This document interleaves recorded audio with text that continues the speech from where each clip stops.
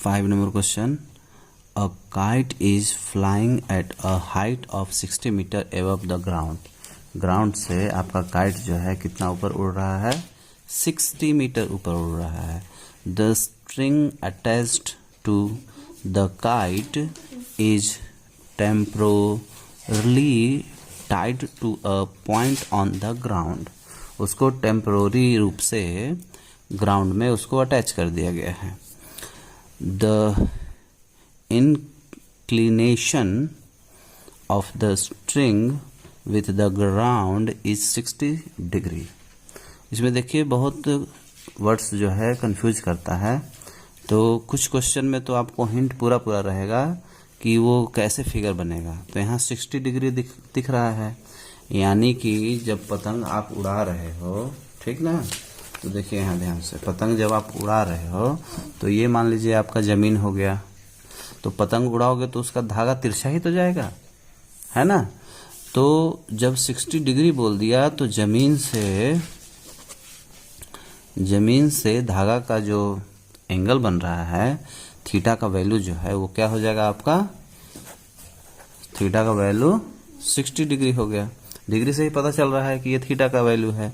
अच्छा, जमीन से बोल रहा है ग्राउंड से कि 60 मीटर ऊपर उड़ रहा है, तो ये जो आ गया है ना, जो आपका परपेंडिकुलर आ गया, वो क्या आ गया आपका, है ना, 60 आ गया. तो साफ साफ पता चल रहा है. फाइंड क्या करने के लिए बोल रहा है, तो ये फिगर तो समझ में आ गया. यहाँ धागा से ग्राउंड का ये 60 का बन रहा है और इतने हाइट पे आ रहा है, तो ये जमीन का लाइन है, ये धागा है और ये हाइट है उसका कि इतने दूर डिस्टेंस पे है. देखिए क्वेश्चन क्या कह रहा है. तो क्वेश्चन में बोला क्या है कि 60 है, find the length of string, यानी धागे की लंबाई पूछ रहा है. Assuming that there is no slack in the string.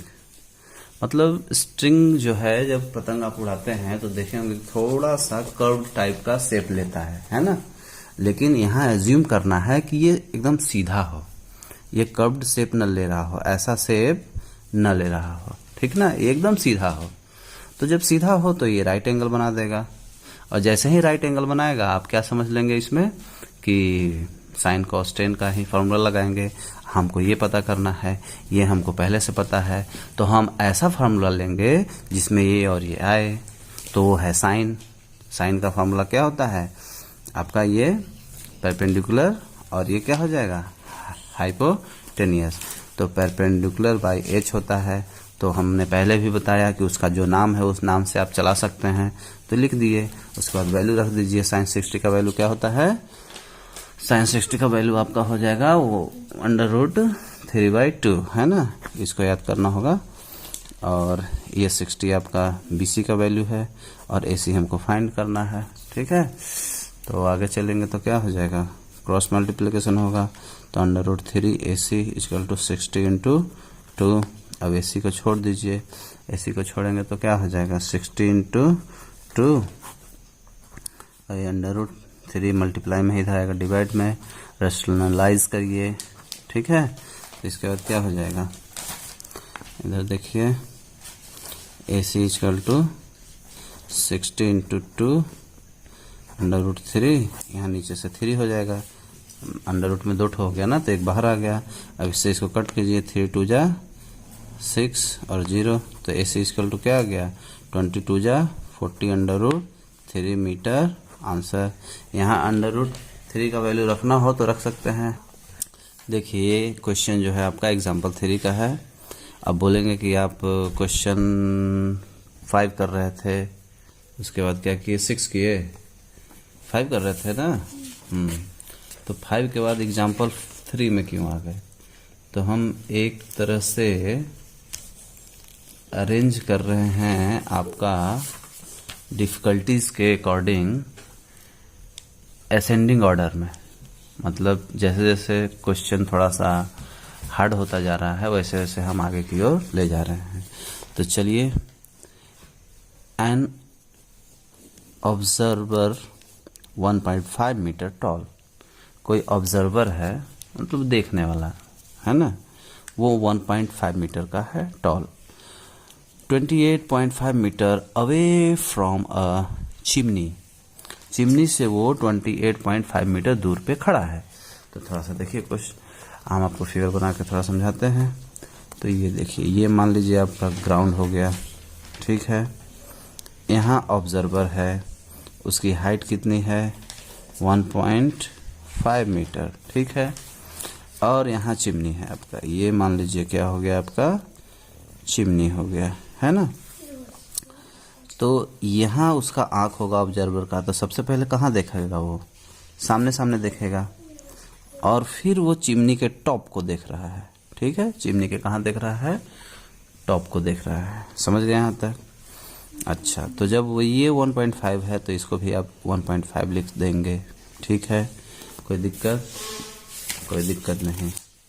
और चिमनी से कितना दूर पर बताया गया था, 28.5 मीटर पे है, तो यहाँ से 28.5 मीटर पे वो यहाँ पास है, ठीक है। ये है ऑब्जर्वर, ठीक।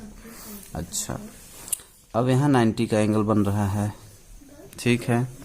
जब ये 28.5 है तो ये भी 28.5 होगा, तो इसका हम थोड़ा नाम लिख लेते हैं। चलिए, ये ए हो गया और बी हो गया, ये हो गया आपका चिमनी पूरा, ठीक है।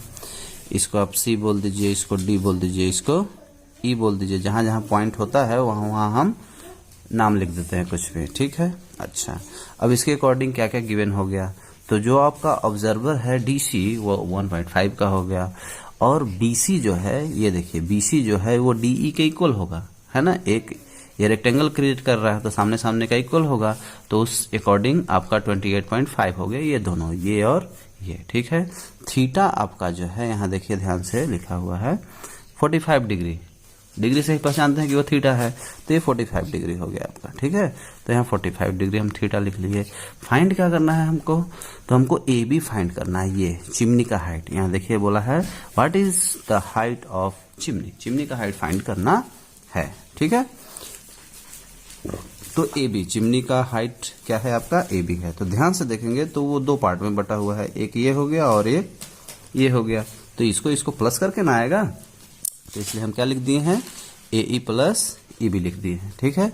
ए ई हमारे पास नहीं है, बी ई हमारे पास है, क्योंकि ये 1.5 का था तो ये भी 1.5 का। इसको भी आप यहाँ दिखा सकते हैं, D C equal to B E equal to 1.5, ठीक है, 1.5 इसको दिखा सकते हैं, वो हम यूज कर लिए। अब हमारा बच गया ए ई फाइंड करने के लिए, ठीक है। तो ए ई फाइंड करना है हमको, तो देखिए ध्यान से, ए ई फाइंड करने के लिए क्या करेंगे, हम जाएंगे हम इस ट्रायंगल में, ठीक है। यहीं तो हमको ए ई मिलेगा, जहाँ मिलेगा वही ना जाएंगे, और ये है गिवन आपका 28.5, है ना। तो ऐसा फार्मूला लीजिए जिसमें ये दोनों आए, ठीक है। तो ऐसा फार्मूला लेना है कि ये दोनों आए, तो ध्यान लगाएंगे तो क्या हो जाएगा आपका 10,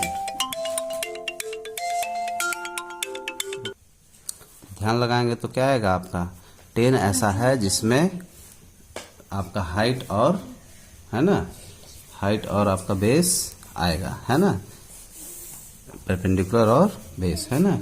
तो ए ई बाई डी ई आप लिख लेंगे, ठीक है।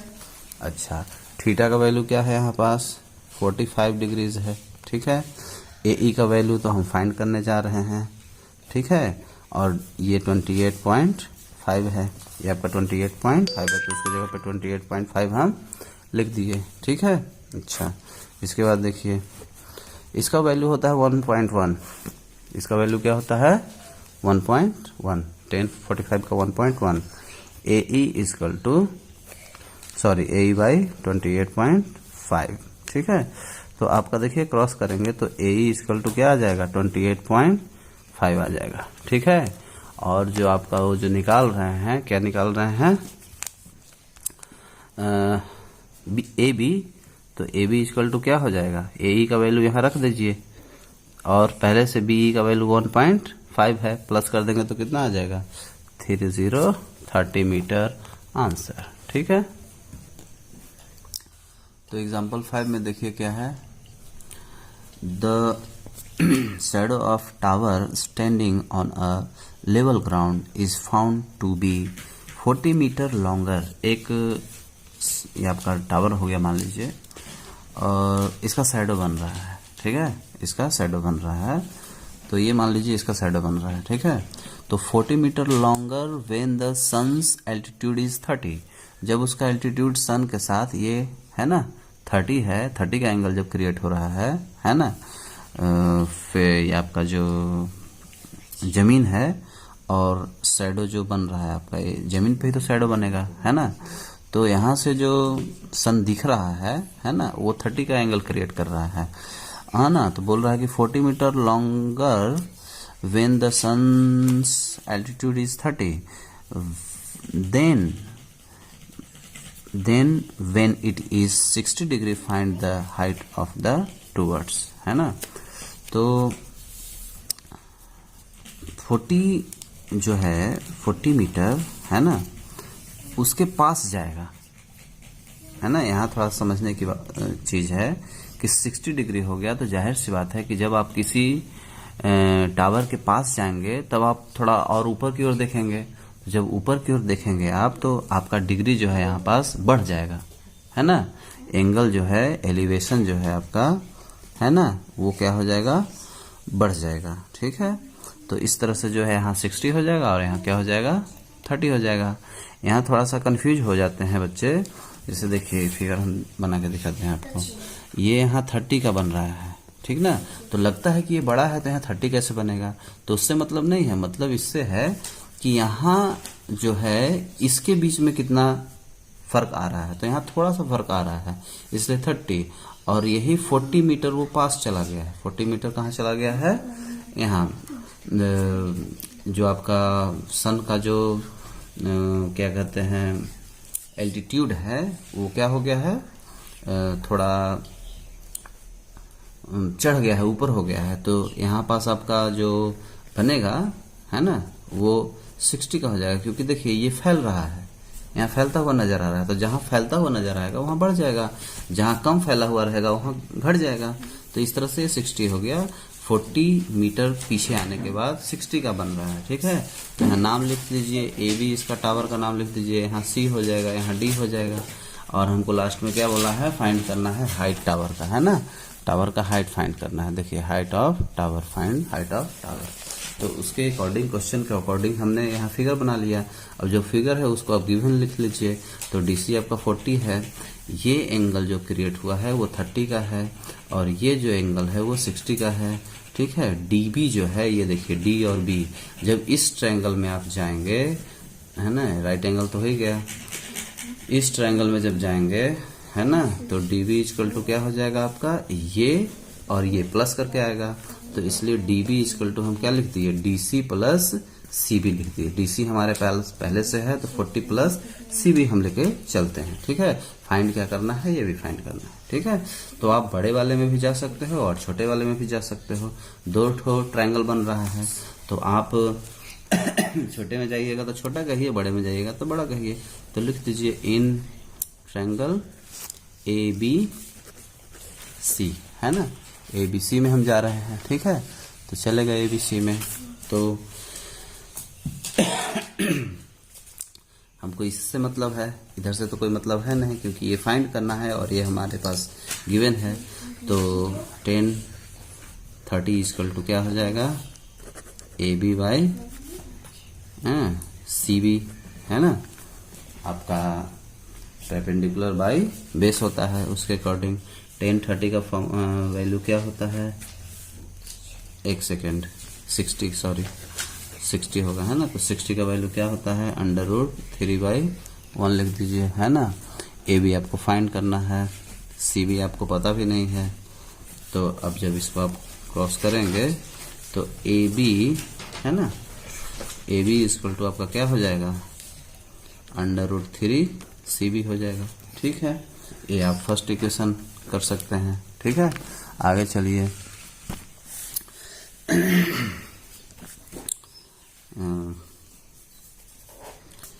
आगे आप चलेंगे तो क्या होगा, देखिए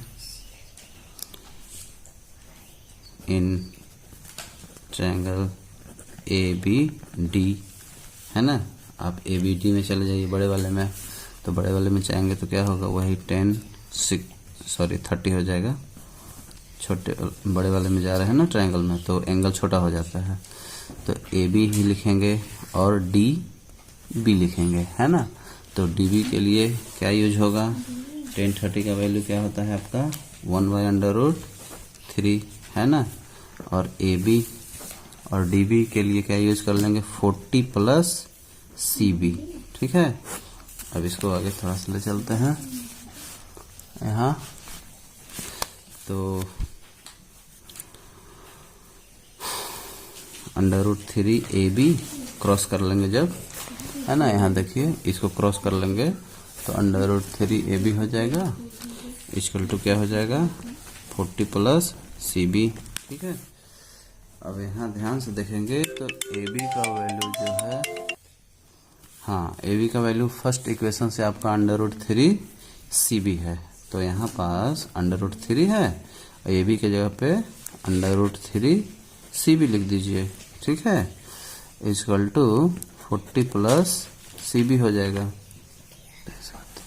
तो √3 का मल्टीप्लाई करेंगे तो 3 बाहर आ जाएगा, तो 3 CB हो गया। अब CB को इधर ले लीजिए तो माइनस में हो जाएगा, इक्वल टू 40 हो गया, है ना। अब 3 में से 1 CB को माइनस कर देंगे तो 2 CB हो जाएगा, इक्वल टू 40। तो CB इक्वल टू क्या हो जाएगा 40। अच्छा, अब हमको फाइंड क्या करना है AB का वैल्यू। तो यहाँ फर्स्ट इक्वेशन में AB है ना, तो वहाँ पास चले जाइए, है ना। सॉरी y2 कर लेंगे, इधर मल्टीप्लाई में इधर आएगा डिवाइड में, तो 20 आ जाएगा। CB इक्वल टू क्या हो गया आपका 20 मीटर हो गया, ठीक है। अब इसको हम कहाँ ले जाएंगे, CB को यहाँ लेके जाएंगे, है ना। तो इन इक्वेशन फर्स्ट, है ना, इन इक्वेशन फर्स्ट में चले जाइए। तो AB इक्वल टू क्या हो जाएगा आपका √3, इसका वैल्यू 20 है ना। तो मल्टीप्लाई में अब इसका वैल्यू भी रख सकते हैं, बाकी हो गया, ये भी आंसर आपका माना जाएगा। तो 20 को आगे रखिए, √3 को पीछे रखिए तो ज़्यादा अच्छा दिखेगा। इस तरह से आपका हो गया ये आंसर।